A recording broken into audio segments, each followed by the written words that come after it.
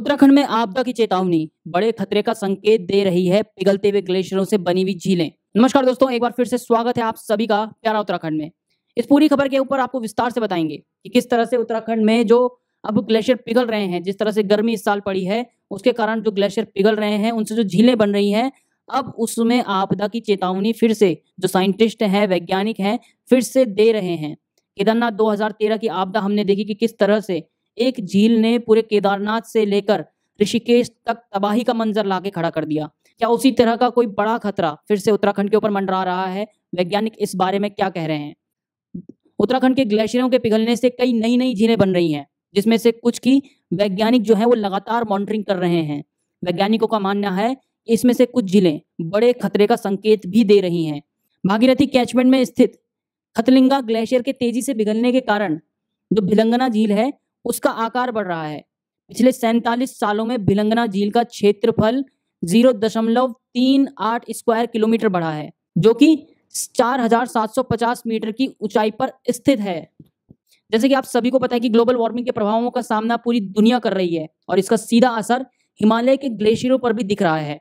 Glacier तेजी से पिघल रहे हैं, जिससे न केवल भविष्य में पानी का संकट बढ़ सकता है, बल्कि पिघलते हुए ग्लेशियरों से बनी हुई झीलों में भी बड़े खतरे का संकेत हो सकता है। वाडिया इंस्टीट्यूट के वैज्ञानिकों के अनुसार आपको बता दें कि उत्तराखंड में 5 झीलें चिन्हित की गई हैं, जिसमें से 2 विशेष रूप से संवेदनशील झीलें हैं। इन झीलों की लगातार मॉनिटरिंग भी की जा रही है, क्योंकि अगर ये झीलें कभी फटती हैं तो उनके रास्ते में आने वाले जो गांव हैं, जो परियोजनाएं हैं, जो शहर हैं, उसकी तबाही इतनी भयंकर हो सकती है जिसमें कई लोगों की जान भी जा सकती है। वैज्ञानिक सैटेलाइट की मदद से इन झीलों पर कड़ी नजर रख रहे हैं और उत्तराखंड प्रशासन भी इस मुद्दे पर गंभीरता दिखा रहा है। उत्तराखंड के ग्लेशियरों के पिघलने से कई नई झीलें बन रही है, जिसमें से कुछ वैज्ञानिक लगातार मॉनिटरिंग कर रहे हैं। वैज्ञानिकों का मानना है कि इसमें से कुछ झीलें बड़े खतरे का संकेत दे रही हैं। जैसे कि आप सभी को पता है कि जो भागीरथी कैचमेंट है उसमें एक ग्लेशियर है जिसका नाम है खतलिंग ग्लेशियर। वो इस साल काफी तेजी से पिघल रहा है, जिससे जो भिलंगना झील है, जिससे भिलंगना नदी आती है, उस झील का आकार दिन ब दिन बढ़ता ही जा रहा है।